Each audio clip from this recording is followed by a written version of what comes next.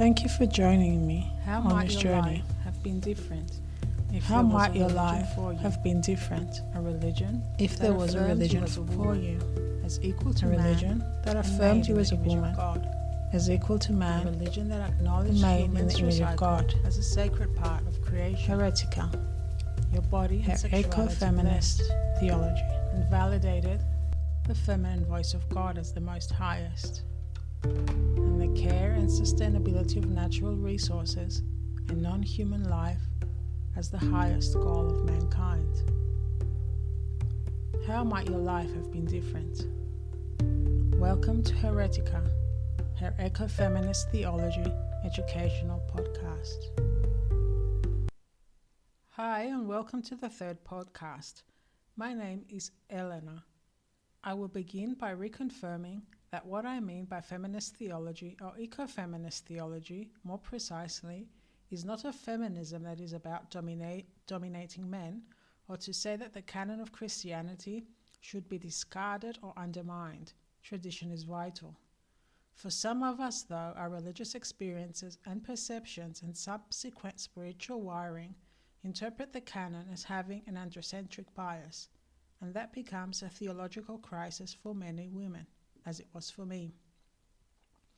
The aim is not to replace traditional Christianity with goddess worship, but in the act of seeking to find ourselves within Christian religion, and based on personal experiences and inner reflection, we find the goddess traditions and non-canonical texts to bring us out of existential religious or faith-based crisis, and together with traditional Christianity reinterpreted through a feminist lens, it allows us to find wholeness and seek a path in a way that brings us out of cognitive dissonance and into meaning making.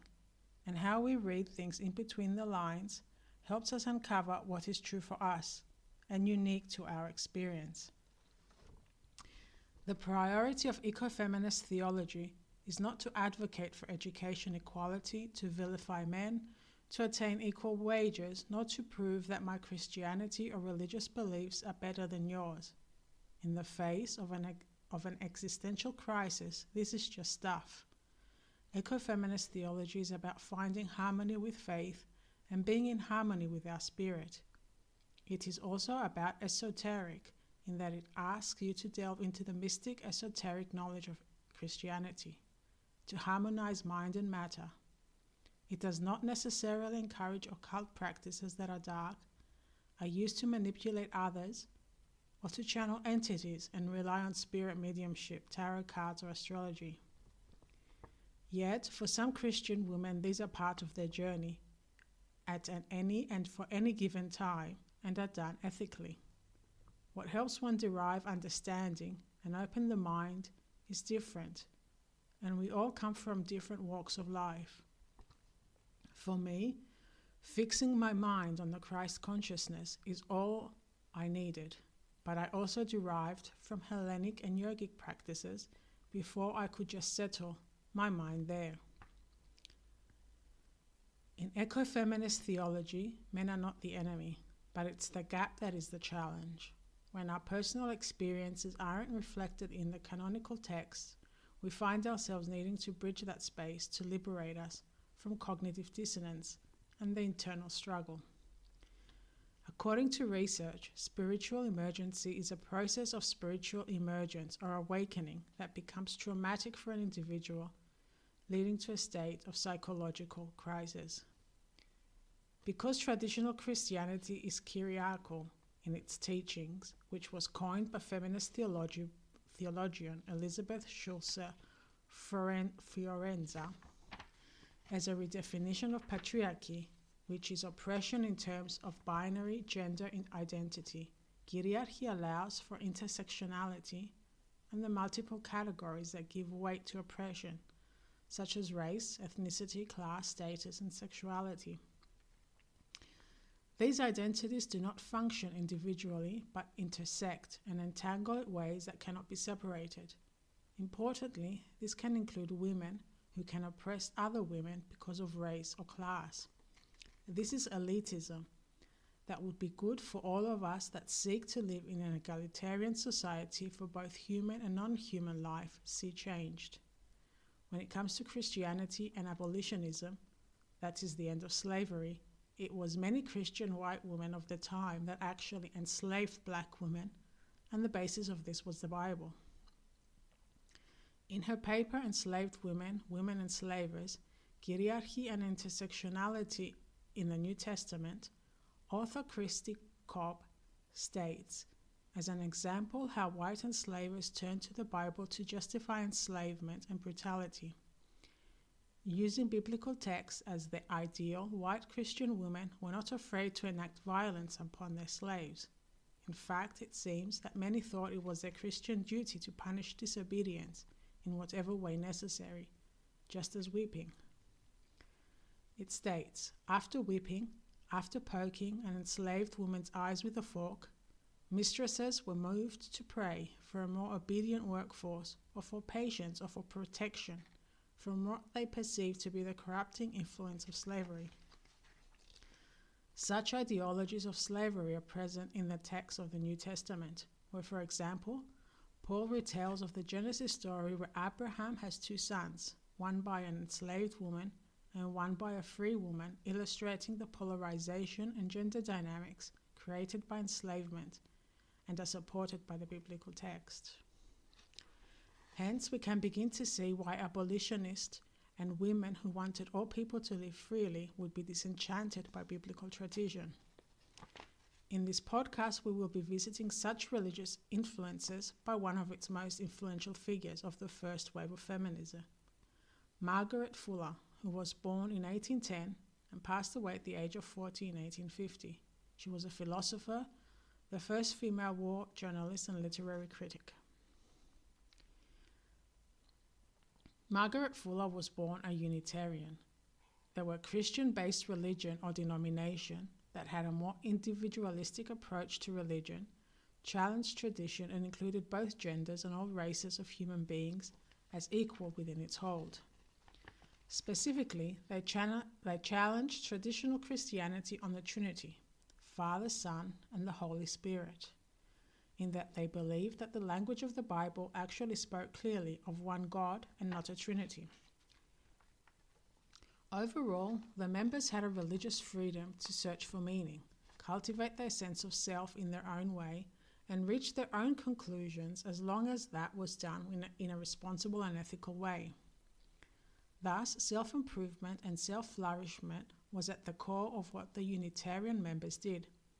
They also emphasized that the potential for divinity existed in everyone, and every person was encouraged to seek out and create their own Christ-like or even God-like character.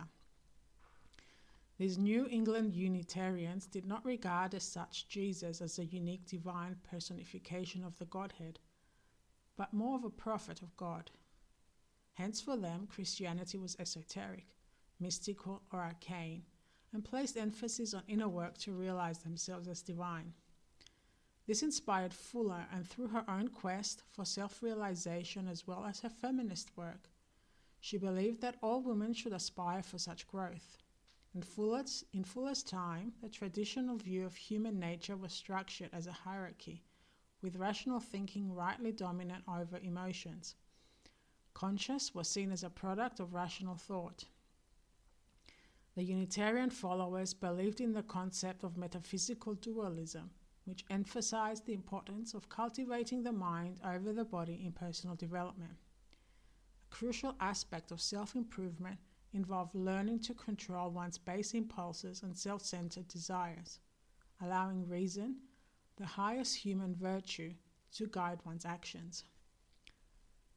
This distinct form of Christian humanism emerged as a prominent academic discipline, particularly in the moral philosophy department at Harvard University. Notably, Fuller became the first female to be granted access to the university's library, a privilege previously reserved only for men. By 1935, Fuller abandoned the Unitarian Church and stopped attending its religious service, but still held to high esteem everything that she had learned. In 1836, she meets Ralph Waldo Emerson, who led the Transcendentalist movement and was also an abolitionist, and he converted Fuller to the quest for spiritual transcendence, which was his own version of self-improvement. Transcendentalism placed great value on personal autonomy, instinctive insight, and a personal rapport with a higher power, while dismissing the superficiality and uniformity of modern society. In his essay, The Transcendentalist, Emerson portrays transcendentalists as individuals who strive to break free from the constraints of the physical world, instead seeking profound understanding and purpose through introspective exploration and intellectual inquiry. Furthermore, Emerson highlights that transcendentalists believe in the empowerment of the individual, rejecting the idea that legitimacy and wisdom should stem from established institutions or inherited customs. They also took inspiration from Neoplatonists, which was a system of self-cultivation that sought God within one's own psyche. Again, a very esoteric tradition.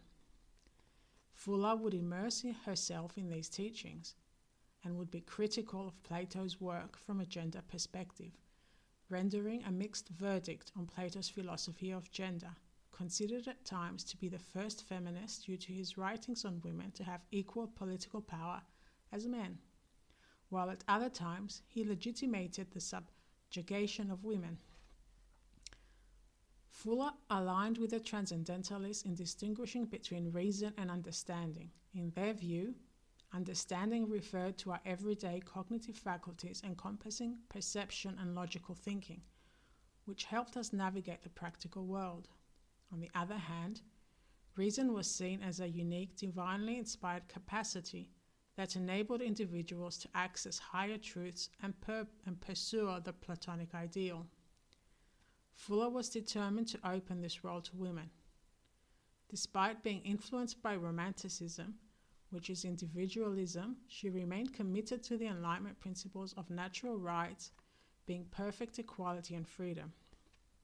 In many ways, Fuller's progressive ideals and forward-thinking approach made her the most modern and relatable figure among the New England Transcendentalists. Margaret Fuller also began hosting conversations in Boston among early feminists from 1839 until 1844.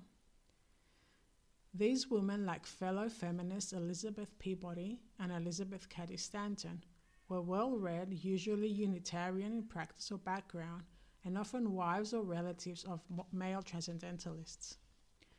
Fuller would lead these 2.5-hour weekly sessions with a talk, and the audience were then encouraged to discuss and question, creating the first consciousness-raising groups, or awareness-raising, where the women would in a group address serious questions about women's rights, opportunities, and lives. Fuller employed a conversational approach inspired by Plato's dialogues, an approach she had also observed in the methods of fellow transcendentalists. Rather than simply imparting knowledge, her goal was to stimulate others to engage in more profound and reflective thinking than they typically would. To get a clearer idea of her thoughts, we can look at one of her articles. In July 1843, the Dial magazine featured a groundbreaking article by Fuller titled The Great Lawsuit: Man versus Men, Woman versus Women. Despite its title, the piece doesn't take the form of a lawsuit. Instead, it presents a philosophical argument that true masculinity and femininity are abstract ideals that individuals should strive to embody. According to Fuller, these ideas incorporate both traditionally masculine and feminine qualities, and it's impossible to find a person who is completely masculine or purely feminine. While men have historically had more opportunities for personal growth and development, leading to a greater realization of the ideals of manhood, women have been hindered in their pursuit of womanhood. Fuller argues that correcting this imbalance is essential for the betterment of humanity as a whole. Fuller's work focused on acknowledging and reconciling the feminine and masculine aspects within oneself to foster a more whole and balanced individual. Feminist theologian Rosemary Radford Ruether, in her book Women and Redemption, explains how in Christ, no more male and female, explains how the understanding of return to spiritual wholeness is androcentric in form, not androgynous. That is no more male and female, not both male and female.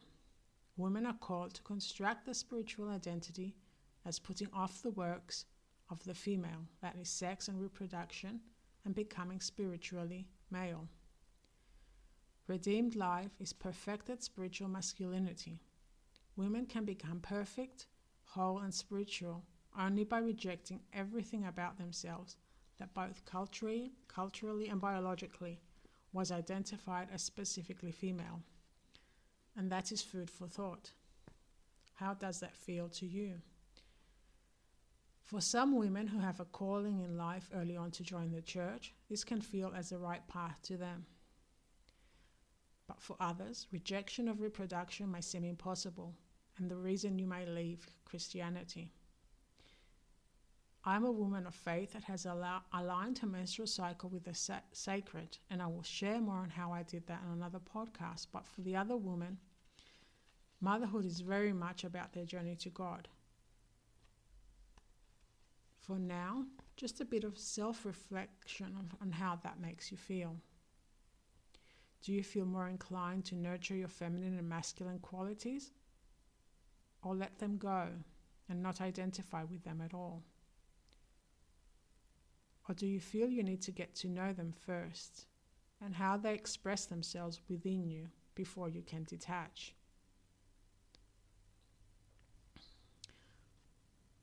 Fuller also views feminism as expressing a parallel objective with the abolition of slavery. Both causes labor on behalf of the individual seeking to realize their personal potential. Fuller frequently emphasizes the importance of revolutionizing the institution of marriage. Rather than perpetuating a dynamic where the woman is subservient to the man, marriage should facilitate a union where both partners come together as equals to form a cohesive whole. In an ideal scenario, marriage would be a shared journey toward a common goal, where both individuals work together in harmony. Fuller is not against marriage. She actually believes that feminism, and more so her theology, can make it more meaningful. According to Fuller, a fully successful relation requires religious union, a term she rather imprecisely defines as pilgrimage towards a common shrine, which to achieve, she believed required the development of women. This development, she believed, would at times require the exclusion of relations with men for her to find her independence. This is a sign of religious devotion. Hence, she recognizes celibacy and separation as an alternative for women's self-culture and to seek truth away from the guidance or the authority of men.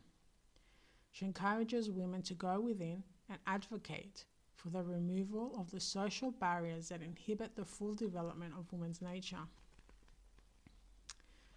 In her later years, Fuller travels to Europe, where she lives out the rest of her life trying to live up to her own ideal of transcending the then customary gender differentiations, and is impressed by socialist feminism.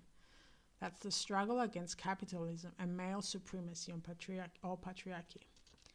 Margaret Fuller's profound aspiration for a society where every individual can thrive, unshackled by the constraints of gender, race, or social status, continues to serve as a powerful and uplifting ideal. Notable is how Fuller's work does not mention women's suffrage at the time. That's because it was not a public issue then. Susan B. Anthony, one of the other women who played a pivotal role in the women's suffrage, credits Fuller as a precursor of the suffrage movement.